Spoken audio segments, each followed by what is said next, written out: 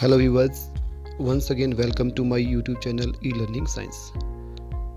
आज के इस वीडियो में हम टॉप 51 वर्ड और one liner questions of biology का सेकंड पार्ट पढ़ेंगे। पिछली वीडियो में हमने इसका फर्स्ट पार्ट पढ़ा था और देखा था, जिसके अंतर्गत हमने इसके टॉप 50 क्वेश्चंस को समझा था। ठीक है, तो जो आज की इस वीडियो में हम टॉप 50 क्वेश्चंस का पार्ट सेकंड करने वाले हैं। ये भी बहुत ही मोस्ट कॉमनली पूछे जाते हैं आपके किसी भी एग्जामिनेशन में, कम्पिटिटिव एग्जामिनेशन हो चाहे आपका कोई भी दूसरा एग्ज़ाम हो। तो once again I welcome to in my YouTube channel e learning science. चलिए आज के इस वीडियो को शुरू करते हैं। आज के इस वीडियो में हमारा जो पहला क्वेश्चन है वो है ग्रीन हाउस इफेक्ट का क्या अर्थ है। What do you mean by green house effect? I think सभी इसका आंसर जानते होंगे। चलिए लेट्स इलेबोरेट। वायुमंडल में ग्रीन हाउस गैसों के कारण तापमान बढ़ने की प्रक्रिया को हम क्या कहते हैं? ग्रीन हाउस इफेक्ट कहते हैं। सो सिंपल है, बट जब आप इसका आंसर देते हैं ना, तो आपको बिल्कुल मिले जुले ही क्वेश्चन आपको जो दिए जाते हैं आंसर में, ऑप्शन में, तब आपको दिक्कत हो जाती है। तो while giving the answer of this question be very careful and very protective.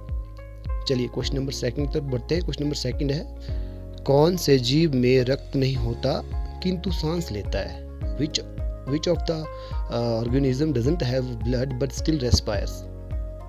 इसका आंसर होगा हाइड्रा। हाइड्रा एक ऐसा जीव है जिसमें खून नहीं होता परंतु फिर भी वो सांस लेता है। चलिए क्वेश्चन नंबर 3 की तरफ। क्वेश्चन नंबर 3 है, लाल रक्त कोशिकाओं का निर्माण हमारे शरीर में कहाँ होता है? Where does the red blood corpuscles formation takes place in our body? तो राइट आंसर होगा इसका अस्थि मज्जा में। अस्थि मज्जा में लाल रक्त कोशिकाओं का निर्माण होता है। चलिए क्वेश्चन नंबर 4 की तरफ। क्वेश्चन नंबर 4 है, वृद्धि हार्मोन शरीर की किस ग्रंथि द्वारा बनाया जाता है? Which gland of human body secretes growth hormone? तो राइट आंसर होगा इसका पीयूष ग्रंथि द्वारा, यानी पिट्यूटरी ग्लैंड के द्वारा। पिट्यूटरी ग्लैंड जो होता है वो हमारे ब्रेन में, वही हमारा जो ग्रोथ हार्मोन है उसको सिक्रीट्स करता है। चलिए क्वेश्चन नंबर 5 की तरफ। क्वेश्चन नंबर 5 है आपका, लार किसके पाचन में सहायता करती है? Saliva help in which particle digestions? Right. तो जो हमारा जो लार होती है, जो सलाइवा होता है, वो किसके पाचन में सहायता करता है? तो इसका आंसर होगा आपका स्टार्च के पाचन में। स्टार्च के जो डाइजेशन होती है वो हमारी लार जो है इसमें बहुत बड़ा रोल, अहम रोल अदा करती है। इसके द्वारा वो हेल्प करती है स्टार्च के डाइजेशन में। चलिए अगले क्वेश्चन की तरफ, नेक्स्ट स्लाइड की तरफ, क्वेश्चन नंबर 6 की तरफ। क्वेश्चन नंबर 6 है आपका, थायराइड ग्रंथि की असामान्य वृद्धि किसके कारण होती है? जो गले में हमारी थायराइड ग्रंथि होती है ना, उसका जो एबनॉर्मल जो ग्रोथ होती है वो किसके कारण होती है? Due to which abnormal growth of thyroid gland takes place, right. तो इसका सही आंसर क्या होगा? इसका होगा आपका आयोडीन की कारण। आयोडीन का या तो अधिकता हो जाए या तो कमी हो जाए, उसके कारण ही यह थायराइड ग्रंथि हमारी जो है एबनॉर्मल रूप से ग्रोथ करती है। नेक्स्ट क्वेश्चन, ताजमहल किस आपदा से प्रभावित हो रहा है? अब आपका ताजमहल है आगरा में, तो आपको पता ही है ताजमहल पे आजकल जो है एक मेन जो इसमें प्रॉब्लम चल रही है वो कौन सी नेचुरल आपदा है? तो वो है आपका अम्लीय वर्षा, एसिड रेन। एसिड रेन के कारण ही ताजमहल में आजकल प्रभावित हो रहा है। ठीक है। प्रश्न नंबर 8, इन्फ्लुएंजा रोग किसके कारण होता है? अब इन्फ्लुएंजा जो रोग है, जो डिजीज है, वो कौन उसको काउज करता है, वो किसके कारण होता है? तो इसका सही आंसर है आपका विषाणु के कारण। ठीक है, तो यह होता है आपका विषाणु के कारण। चलिए अगला क्वेश्चन, क्वेश्चन नंबर 9, जल में घुलनशील विटामिन कौन सा है? Which vitamin dissolve in water? या name the vitamin which can dissolve easily in the water? तो जल में घुलनशील विटामिन कौन सा है? Vitamin C. विटामिन सी है, वह जल में आसानी से घुल जाता है, तो विटामिन सी जल में घुलनशील है। चलिए क्वेश्चन नंबर 10 की तरफ चलते हैं। क्वेश्चन नंबर 10 है, अरक्तता रोग किसकी कमी के कारण होता है? बहुत इसको देखो ध्यान से देखिए, ये जो आपका क्वेश्चन है ना, बहुत से बच्चे मैंने देखा है, बहुत से लोग जो है इसको गलत कर देते हैं। अरक्तता यानी खून की कमी, anaemia. Anaemia takes place due to the lack of, किसकी कमी के कारण होता है? अरक्तता। तो इसका आंसर देते हैं खून की कमी के कारण। भाई अरक्तता पहले ही दिया हुआ है कि खून की कमी, अरक्तता का मतलब ही खून की कमी है, तो यह खून की कमी से थोड़ी होगा, यह होगा आपका हीमोग्लोबिन की कमी के कारण। हमारे खून में हीमोग्लोबिन की कमी हो जाए ना, तो उसको बोलते हैं हम अरक्तता या एनीमिया रोग। ठीक है, okay, let's move to the question number 11. Question number 11 is coming on the next slide. Here comes the question number 11. Question number 11 is, नवजात शिशु में कितनी हड्डियां होती हैं? How many bones are in a born child? Newly born baby और newly born child, जो नया बच्चा पैदा होता है ना, उसके शरीर में कितनी हड्डियां होती हैं? तो ये भी बहुत कॉमनली आस्क्ड क्वेश्चन है और बहुत इंपॉर्टेंट क्वेश्चन है, तो ये पता होना चाहिए। तो नवजात शिशु में या न्यू बॉर्न बेबी में 300 बोन्स होती हैं, 300 हड्डियां होती हैं। ठीक है, क्वेश्चन नंबर 12 क्या है? चलिए, पृथ्वी पर विशालतम जीवित पक्षी कौन सा है? पृथ्वी पर विशालतम जीवित पक्षी कौन सा है? अब सबसे बड़ा जो जीवित पक्षी है, लिविंग बर्ड है ऑन अर्थ, कौन सा है? तो उसका सही आंसर होगा आपका शुतुरमुर्ग, ऑस्ट्रिच, इसको बोलते हैं ostrich. Ostrich is the largest living bird on the earth. शुतुरमुर्ग जो है विशालतम जीवित पक्षी है पृथ्वी पर। चलिए क्वेश्चन नंबर 13 की तरफ। विटामिन सी का रासायनिक नाम क्या है? What is the chemical name of vitamin C? अब विटामिन सी का केमिकल नेम क्या है, ये भी आता है आपका, तो इसका आंसर होगा एस्कॉर्बिक एसिड। इसका सही आंसर है एस्कॉर्बिक एसिड। विटामिन सी को केमिकली एस्कॉर्बिक एसिड कहा जाता है।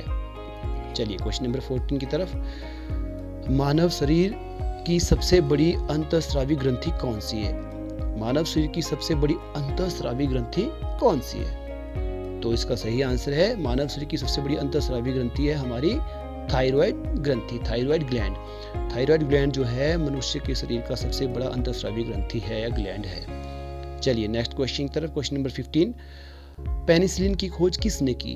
जो हमारी एंटीबॉडी है, एंटीबॉडी है वो पेनिसिलिन है, वह उसकी खोज किसने की थी?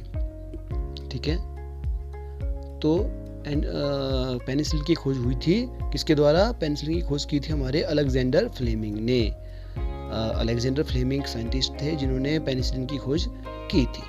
चलिए नेक्स्ट क्वेश्चन की तरफ बढ़ते हैं। Question number 16। क्वेश्चन नंबर 16 है, विश्व का सबसे लंबा पौधा कौन सा है? विच इज द लार्जेस्ट और tallest plant of the world? ठीक है, तो राइट आंसर है, सबसे लंबा प्लांट है यूकेलिप्टिस। सबसे बड़ा पेड़ या प्लांट बोल लीजिए वो है यूकेलिप्टिस, इससे बड़ा प्लांट नहीं होता है। चलिए क्वेश्चन नंबर 17। वह एकमात्र पक्षी कौन सा है जो पीछे की ओर उड़ता है? वेरी इंपॉर्टेंट क्वेश्चन, और ये आपका जनरली लगभग सभी कॉम्पिटिटिव एग्जामिनेशंस में पूछ लिया जाता है। एकमात्र पक्षी विश्व का जो पीछे की ओर उड़ता है वह कौन सा है? तो इसका राइट आंसर है गुंजन पक्षी। गुंजन पक्षी है जो पीछे की ओर उड़ता है। चलिए क्वेश्चन नंबर 18। दूध से दही किसके कारण बनता है? अब दही बनता है ना, वो दूध से ही बनता है, पर कैसे बनता है, कौन सा बैक्टीरिया बनाता है इसको? तो राइट आंसर होगा इसका लैक्टोबैसिलस। लैक्टोबैसिलस बैक्टीरिया जो होता है वह दूध से दही को बनाता है। ठीक है, चलिए क्वेश्चन नंबर 19। संसार में सबसे तेज बढ़ने वाला पेड़ कौन सा है? Who is the fastest growing plant or tree in the world? सबसे ज्यादा तेज गति से कौन बढ़ता है पौधा? उसका सही आंसर है बांस, bamboo. Bamboo plants is the fast growing plant in the world. Right, सबसे तेज गति से बढ़ने वाला पौधा है बांस। चलिए क्वेश्चन नंबर 20 की तरफ बढ़ते हैं। क्वेश्चन नंबर 20 है, मानव शरीर में रक्त शुद्धिकरण की प्रक्रिया को क्या कहते हैं? What is the process of blood purification called in the human being? ठीक है, तो जो ब्लड प्योरिफिकेशन की प्रक्रिया है मानव शरीर में, उसे क्या कहा जाता है? राइट आंसर, इसका सही आंसर है डायलिसिस, इसको कहा जाता है डायलिसिस। चलिए नेक्स्ट क्वेश्चन है आपका क्वेश्चन नंबर 21। क्वेश्चन नंबर 21 है, गुर्दे की कार्यात्मक इकाई कौन सी है? What is the functional unit of kidney? कौन सा होगा? Right answer is nephron. Nephron जो होगा वो हमारा फंक्शनल यूनिट होता है, यानी जो मेन मुख्य कार्य करने वाला भाग होता है किडनी का, वो होता है नेफ्रॉन। चलिए नेक्स्ट क्वेश्चन तरफ, क्वेश्चन नंबर 22। हमारे शरीर में त्वचा के नीचे वसा किसके विरुद्ध कार्य करती है?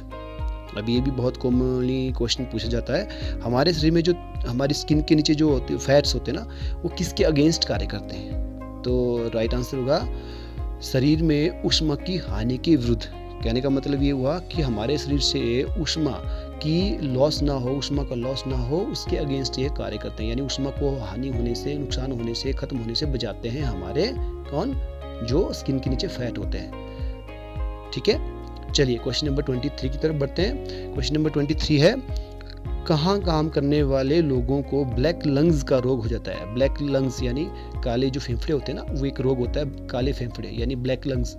वह किन लोगों को होता है जो कि किसी विशेष जगह में काम कर रहे होते हैं? तो कहाँ काम करने वाले लोगों को ब्लैक लंग्स का रोग होता है? इसका आंसर है कोयले की खानों में। ठीक है, कोयले की जो खानें होती हैं उनमें जो लोग काम करते हैं उनको ब्लैक लंग्स का रोग होता है, या उनको ब्लैक लंग्स के रोग होने की संभावना बहुत ही अत्यधिक होती है। चलिए क्वेश्चन नंबर 24 की तरफ। पित्त रस या बाइल कहाँ जमा होता है? अब पित्त रस या बाइल कहाँ आपका स्टोर होता है? तो राइट आंसर होगा इसका, यह होता है आपका पित्ताशय या गॉल ब्लैडर में। ठीक है, पित्ताशय या गॉल ब्लैडर में पित्तरस को या बाइल जूस को स्टोर किया जाता है हमारी बॉडी में।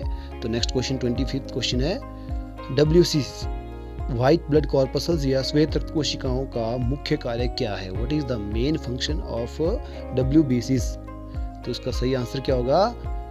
जो हमारे शरीर में बाहर से कीटाणु आते हैं, रोग बढ़ाने वाले कीटाणु आते हैं, उनसे लड़ने का, यानी हमारे शरीर में रोग प्रतिरोधक क्षमता बढ़ाने का कार्य करते हैं हमारे WBCs व्हाइट ब्लड कॉर्पसल्स या श्वेत रक्त कोशिकाएं। ये भी बहुत इंपॉर्टेंट क्वेश्चन है, इसको भी ध्यान से समझिएगा। चलिए क्वेश्चन नंबर 26 की तरफ।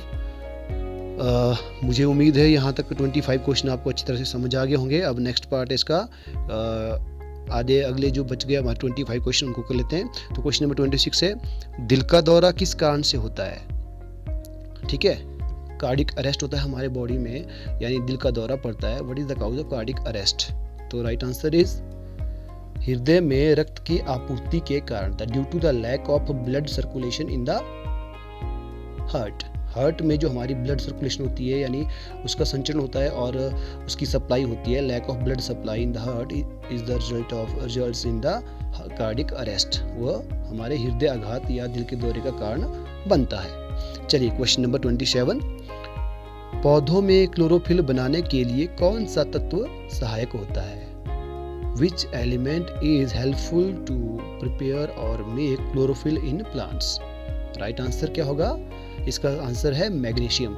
Magnesium element helps to form the chlorophyll in plants. Chlorophyll बनाने में मैग्नीशियम का होना बहुत आवश्यक है। चलिए क्वेश्चन नंबर 28 की तरफ बढ़ते हैं। प्रकाश संश्लेषण का अंतिम उत्पाद क्या है? What is the last product of photosynthesis? तो इसका सही आंसर क्या होगा? कार्बोहाइड्रेट्स। कार्बोहाइड्रेट्स जो है फोटोसिंथेसिस प्रक्रिया का लास्ट या एंड प्रोडक्ट कहा जाता है। चलिए क्वेश्चन नंबर 29 की तरफ। क्वेश्चन नंबर 29 है, इंसुलिन का उत्पादन शरीर का कौन सा अंग करता है? Which part of our body produce insulin hormone? Insulin एक हार्मोन है, आपको पता ही है। तो यह हार्मोन जो है हमारे शरीर का कौन सा अंग पैदा करता है? तो सही आंसर है इसका अग्नाशय या पैनक्रियाज। हमारा जो पैनक्रियाज होता है वो इंसुलिन हार्मोन उत्पन्न करता है। अब आपको पता है, आपने शुगर की बीमारी या मधुमेह की बीमारी के बारे में सुना होगा। तो शुगर या मधुमेह रोग कैसे होता है?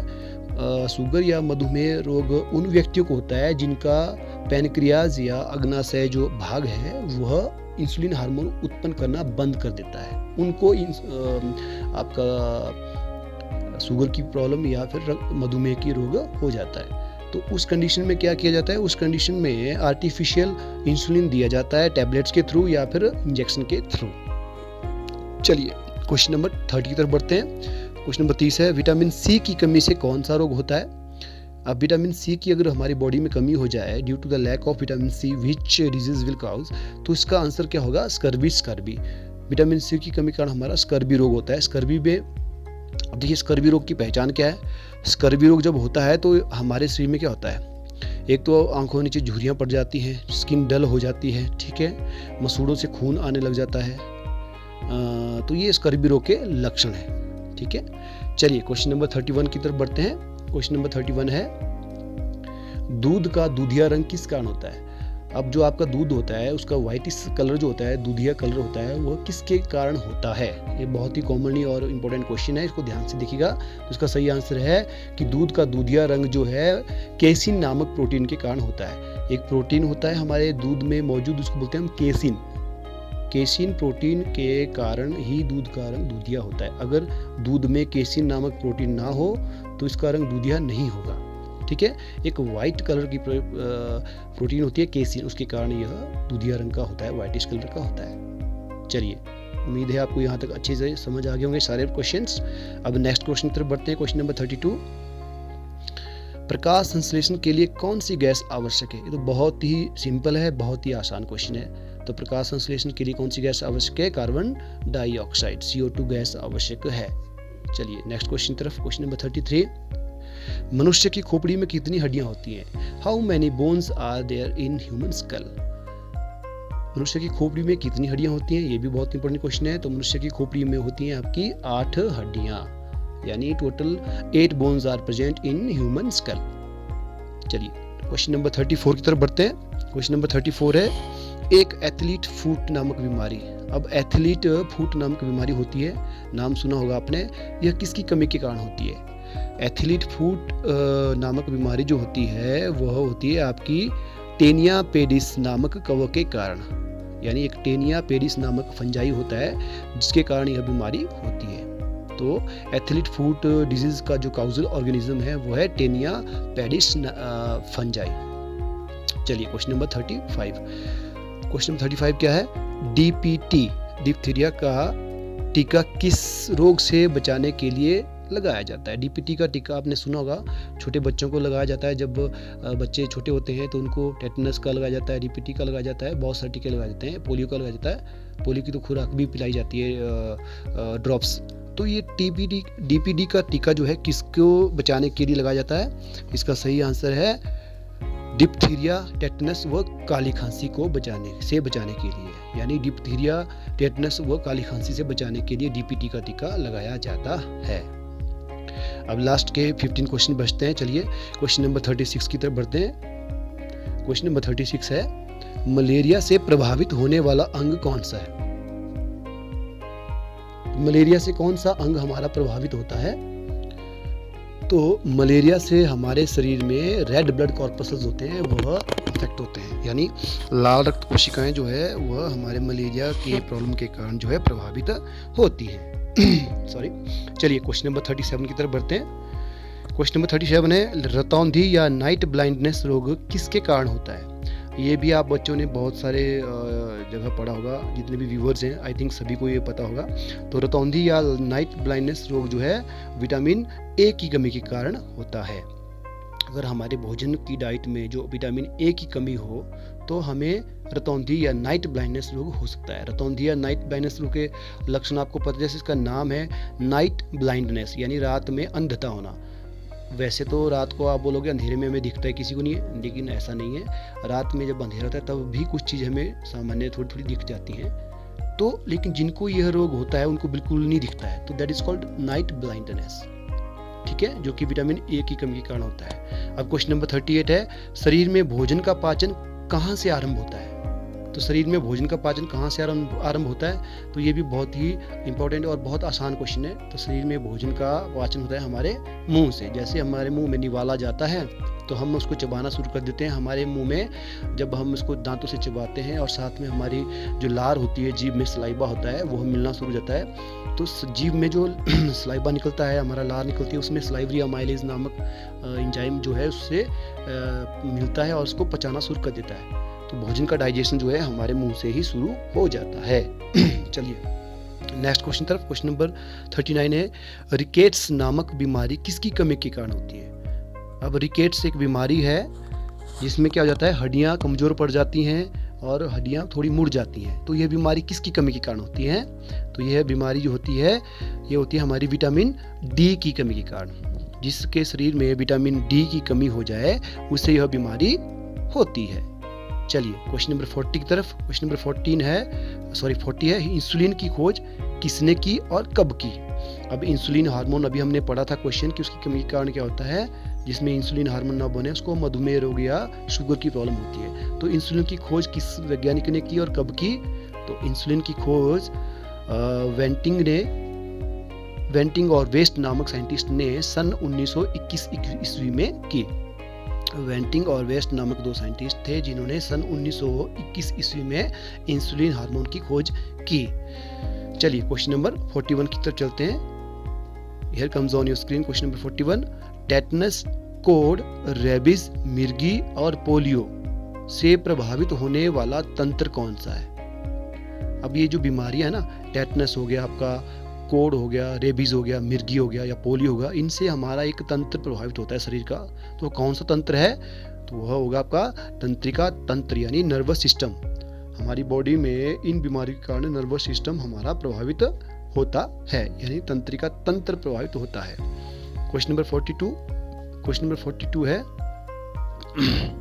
प्रकाश संश्लेषण की दर सबसे अधिक किस प्रकाश में होती है? देखिए ये प्रकाश संश्लेषण से जितने भी क्वेश्चन रिलेटेड है ना, नॉर्मल क्वेश्चन है बट ये कभी आपको पता नहीं होंगे। अब जैसे प्रकाश संश्लेषण की दर सबसे अधिक किस प्रकाश में होती है, तो है तो बड़ा कॉमन सा प्रश्न है बट आई थिंक बहुतों को ये पता नहीं होगा। तो इसका सही आंसर क्या होगा? लाल प्रकाश में, यानी जो हमारा रेड लाइट होती है, प्रकाश में लाल रंग का प्रकाश होता है, उसमें सबसे अधिक जो फास्ट रेट होती है फोटोसिंथेसिस की वो होती है। ठीक है, सबसे ज़्यादा जो फोटोसिंथेसिस की प्रक्रिया होगी वो तेज गति से लाल रंग में ही होगी। चलिए क्वेश्चन नंबर 43 की तरफ। क्वेश्चन नंबर 43 है BCG नामक टीका किस रोग से बचने के लिए लगाया जाता है? अब BCG का टीका भी लगाया जाता है, वो किस रोग से बचने के लिए लगाया जाता है? तो इसका सही आंसर क्या है? वह ट्यूबरक्लोसिस यानी टीबी बीमारी सुनी होगी आपने, टीबी की या क्षय रोग या ट्यूबरक्लोसिस, तो उससे बचने के लिए BCG का टीका लगाया जाता है। क्वेश्चन नंबर 44, लार में मुख्य रूप से पाया जाने वाला एंजाइम कौन सा है? अब देखो हमारा जो लार है, मुंह में सलाइवा होता है, उसमें कौन सा एंजाइम मुख्य रूप से पाया जाता है? तो उसका नाम है आपका टाइलिन नामक जो एंजाइम होता है वो हमारी लार में मुख्य रूप से पाया जाता है। चलिए क्वेश्चन नंबर 45 की तरफ। टीबिया नामक हड्डी कहाँ पाई जाती है? अब देखिए हमारे शरीर में, मैंने आपको पहले बताया कि बच्चे के शरीर में 300 हड्डियाँ होती है और हमारे एक वयस्क शरीर में 206 हड्डियाँ होती है। तो 206 में से टीबिया नामक हड्डी कहाँ पाई जाती है? तो ये पाई जाती है हमारे पैर में। पैर की जो हड्डी होती है, एक हड्डी होती है, उसको बोलते हैं हम टीबिया। ठीक है, चलिए अब बचते हैं हमारे लास्ट 5 क्वेश्चन इस वीडियो के, इस पार्ट 2 के most commonly asked top 50 questions of biology. इसके आपके लास्ट 5 क्वेश्चन बचते हैं, ध्यान से देखिएगा। क्वेश्चन नंबर 46 इज टाइफाइड, हैजा एंड पेचिस से कौन सा अंग प्रभावित होता है? जो डिजीज हैं, टाइफाइड, हैजा है, पेचिस है, which part of our body is get affected with this disease? इनमें से, इन बीमारियों से कौन सा भाग हमारा प्रभावित होता है? तो सही आंसर है आंत। इनमें से हमारा जो है इंटेस्टाइन, बॉडी जो हमारी इंटेस्टाइन होती है वह प्रभावित होती है। जो आंत होती है हमारी, इन लोगों से आंत प्रभावित होती है। चलिए क्वेश्चन नंबर 47, बच्चों में क्वाशियोरकार और मरासमस की बीमारी किस कारण होती है? आपने ये पढ़े होंगे, सुने होंगे नाम, जो बच्चों में होते हैं बेसिकली। क्वाशियोरकार और मरासमस नामक बीमारी बच्चों में किसके कारण होती है? तो सही आंसर है इसका, ये दोनों बीमारियां प्रोटीन की कमी के कारण होती हैं। अगर बच्चों के जो डाइट है, भोजन है, उसमें प्रोटीन की कमी हो तो बच्चों में क्वाशियोरकार और मरासमस की बीमारी हो सकती है। क्वेश्चन नंबर 48, मनुष्य के मल में किस अमल के कारण दुर्गंध आती है? अब देखिए जो मनुष्य का मल होता है, जो हम मल विसर्जन करते हैं, उसमें दुर्गंध होती है। तो ये दुर्गंध जो होती है मल में किसके कारण होती है? ये बहुत ही कॉमन क्वेश्चन है बट पता नहीं होता। तो इसका सही आंसर क्या है?